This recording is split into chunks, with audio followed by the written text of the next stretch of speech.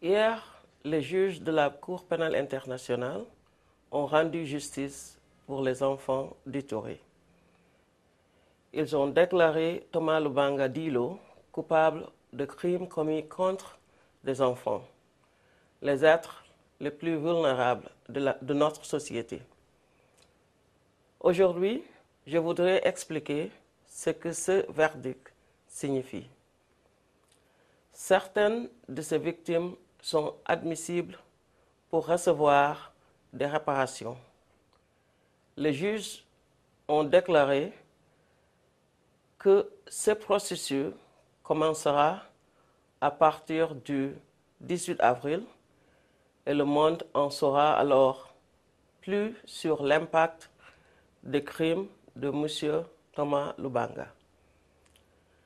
Le 18 avril, l'accusation présentera également ses observations en ce qui concerne la peine d'emprisonnement qu'elle estime adéquate. La question doit être posée. Quelle peine serait adéquate pour celui qui a ravagé la vie de tant d'enfants? Nous entendons demander une sanction proche de la peine maximale.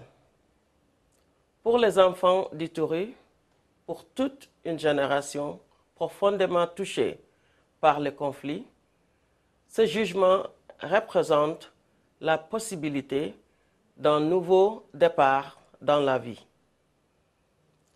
Ceux qui ont été contraints de tuer ou de violer savent désormais qu'eux aussi sont considérés comme des victimes.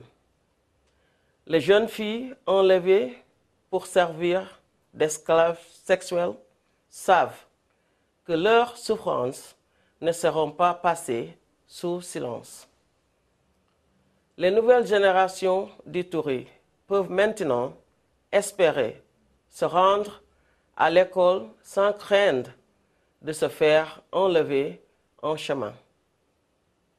Ces enfants pourront désormais vivre comme des enfants. C'est un droit fondamental que Thomas Lubanga ne pourra plus leur enlever. Ce verdict envoie un message clair. Les crimes contre les enfants ne seront plus tolérés. Suite à cette décision, l'accusation présentera des charges supplémentaires pour meurtre et viol à l'encontre de Bosco Ntaganda, ex numéro 3 dans la milice de Thomas Lubanga.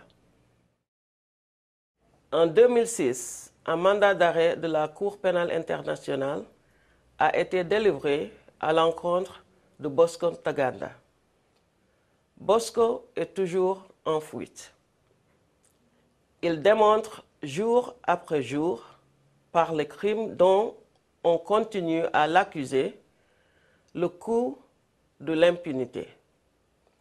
Il est devenu le leader d'une milice dangereuse, responsable de la commission de viol à grande échelle dans le Kivu en 2009 et 2010. Et il est actuellement un général dans l'armée de la RDC. Il est temps d'arrêter Bosco Ntaganda. Ce n'est pas aux populations civiles de Kivu de payer le coût de l'impunité pour les crimes commis par Bosco Ntaganda.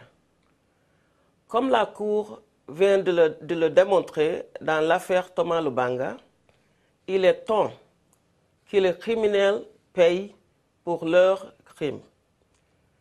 Ceci est un message d'espoir pour toutes les victimes. Merci.